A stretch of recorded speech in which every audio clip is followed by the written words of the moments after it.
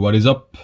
My name is Siim, and at the moment I'm enjoying a nice cup of yerba mate tea from a coffee cup, which, you know, maybe like blasphemy. This is madness! Heresy for some people, but yeah, that's what we're doing. This is Sparta! Yesterday I was at the first biohacking conference in Latvia, Riga. Chaga shots. And I gave a speech there about the 3 stages of the ketogenic diet. The event was very well done. It was amazing. I had a ton of fun, met some cool people, and the problem was that I had to come back earlier from it, so I couldn't stay the night. So I arrived back home at about midnight. So I was thinking like, yeah, it's already so late. I'm not gonna eat anything. It would be so stupid to eat something that late, to, you know, keep myself up all night to cook the food and digest it as well.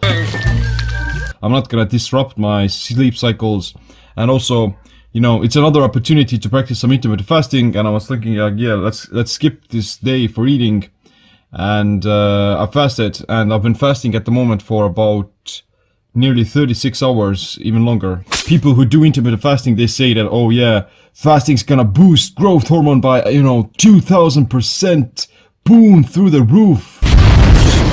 You just have to skip breakfast and you're gonna do the lean gain style of 16 and 18 hours of fasting, and yeah, you're gonna get this massive surge of growth hormone. Well, the problem is that, yeah, it's not gonna happen that easily. That's not gonna happen, Rick! First of all, it actually takes a lot longer than you think to enter into a fasted state. You know, think about it. If you finish your meal in the evening, let's say you finish dinner at 8 p.m., you wake up in the morning, then in reality you've been fasting for only about 8 hours, because if you consume your food before you can enter into a fasted state, then you first need to digest the food that you ate, absorb it, redeplete your liver glycogen, and then you begin to fast. In reality, you only really start to fast maybe like 4 to 6 hours after you finish your meal. Well, it depends on how big your meal was and what kind of food you ate, but in general it takes several hours after the meal to start fasting. Doing 16 hours of fasting isn't gonna do nothing almost to your growth hormone secretion, and basically what you're gonna get is simply some improved insulin sensitivity and slightly lower blood sugar levels, but it's not gonna boost your growth hormone that much. So to actually gain the benefits of growth hormone, this massive surge of 2000% and more, you need to fast for at least 24 hours. Even if you do fast for longer than 24 hours, then growth hormone secretion is gonna start peaking.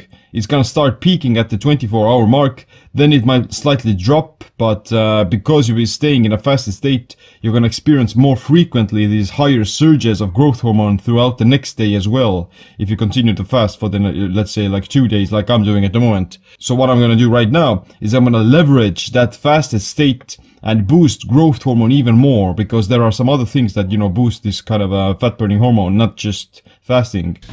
Exercises that involve your full body, like burpees, kettlebell swings, complex barbell squats, front squats, deadlifts, yeah, they're gonna release growth hormone by a huge margin. And in fact, one study found that sprinting can release growth hormone by up to 400% if you sprint all out for 30 seconds.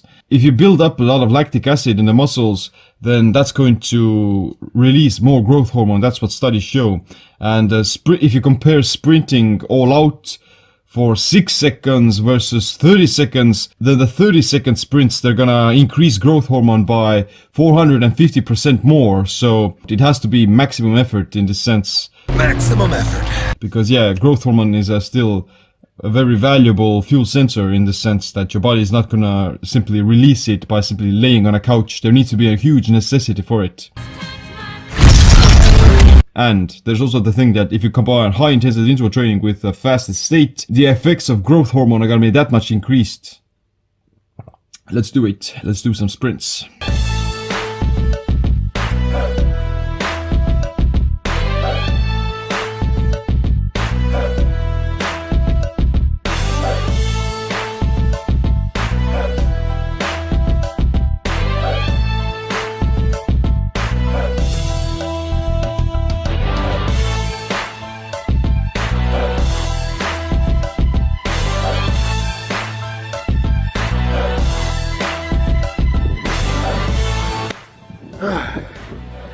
So, there I have it, short 5-minute sprint workout.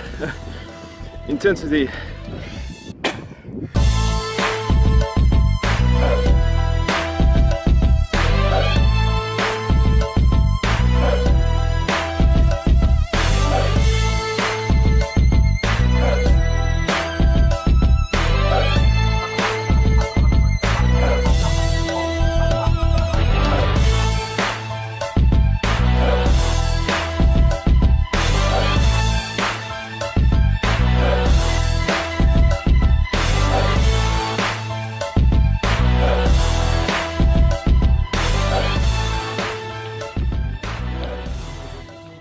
So that was the workout. Did some pull-ups, some easy calisthenics, and I generally didn't want to, push myself too hard, because it's indeed, while you're fasting and working out, then it's a more catabolic state than if you had eaten anything. But it's still a good booster in growth hormone, and it's going to promote nutrient absorption as well in the feeding stage. So what we're gonna do now, we fasted for about an hour after the workout as well, and that's another great hack to increase growth hormone, to not consume foods right away after working out, because you're gonna, first of all, you're gonna lower cortisol, and yeah, it's going to have another additional growth hormone boost. It's over 9,000! So cooking up some eggs, about 3 eggs over here, added some salt and pepper. Next to that we'll be having this bowl of salad. This is like sort of a homemade marinated Baltic herring, and yeah, it's delicious for some healthy fats and stuff like that. And you also saw that we were cooking up this sort of a meatloaf thing which looks quite delicious. It's made of, stuff like beef, eggs, onions, and yeah, it's quite a big meatloaf. The other meatloaf is already the family they ate the rest of the meatloaf, but yeah, I'm probably gonna have this piece, maybe like about this much as well, like on top of here. Zip. At the moment wearing my blue blocking glasses as well, blocking out that harmful blue light in the evening, and getting ready for a good night's sleep, because growth hormone gets released the most during the first hours of sleep. So you need to make sure that you're in bed before midnight, definitely. Like it's definitely a better idea to get into bed even before 11 p.m.